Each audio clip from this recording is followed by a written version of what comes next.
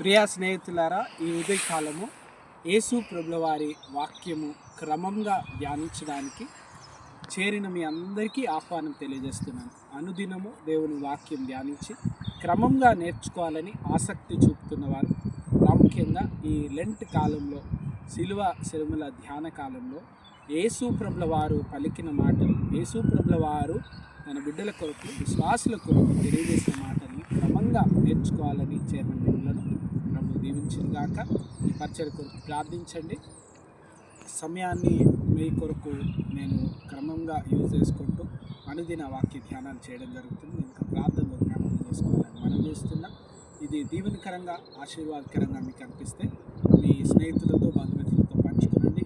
ఎవరైనా సబ్స్క్రైబ్ చేసుకోకపోతే ఈ ఛానల్ సబ్స్క్రైబ్ చేసుకోండి. కొన్నిసార్లు వాట్సాప్ లింక్ షేర్ చేయలేకపోవచ్చు, కానీ ఫేస్బుక్ కానీ ఇన్స్టాగ్రామ్లో కానీ మీరు ఫాలోయింగ్ ఉంటే అవి మీ పేజ్లో రావడానికి, మీరు చూడడానికి అనుకూలంగా ఉంటుంది. ప్రార్థించుదాం. కృపగల ప్రభా, దయగల తండ్రి, నేటి ఉదయకాలం వాక్యం ద్వారా మాట్లాడుతూ మమ్మల్ని బలపరచమని మా హృదయంలో మీ వాక్యం నుంచి యేసు నామంలో ప్రార్థిస్తున్నాం తండ్రి, ఆమేన్. ప్రియ స్నేహితులారా, నేటి ఉదయకాలము యేసు ప్రభుల వారు కొండ మీద పలికినటువంటి ప్రసంగంలోని ధన్యతల్లోని మరొక ప్రాముఖ్యమైన అంశాన్ని ధ్యానిస్తాము. నీతి నిమిత్తము హింసింపబడువారు ధన్యులు.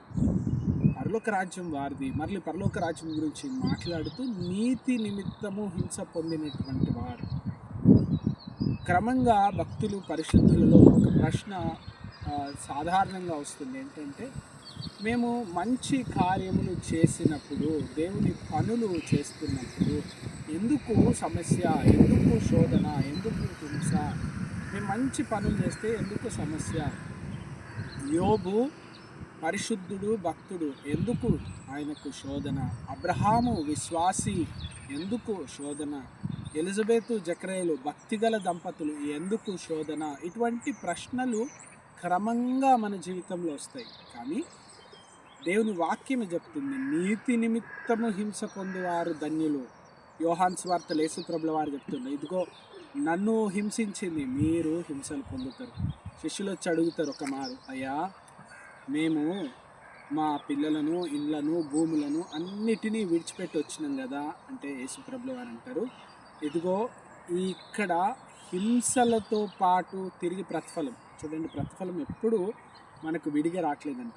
దేవుని వాక్యము తెలియజేస్తుంది, హింసలు క్రైస్తవ విశ్వాస ప్రయాణంలో శ్రమ భాగమైంది. అయితే శ్రమనే ముగింపు కాదు, కానీ శ్రమ పడువారు, హింస నొందువారు, కష్టం నొందువారు ప్రభు కొరకు ధన్యులు.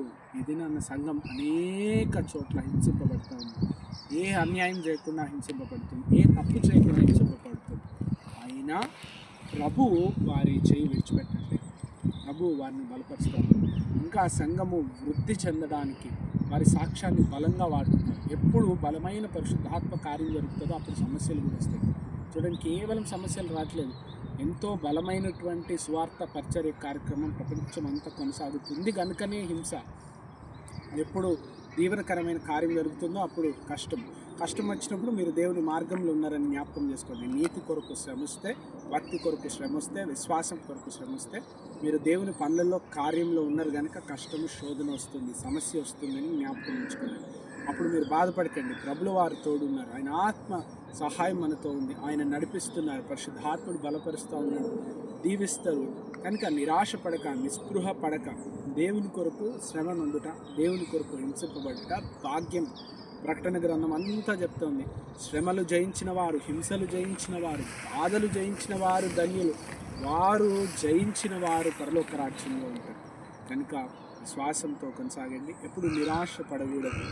భక్తులు, పరిశుద్ధులు అందరూ మనుషులే, మన వంటి వారే. నిరాశల గుండా వెళ్ళారు.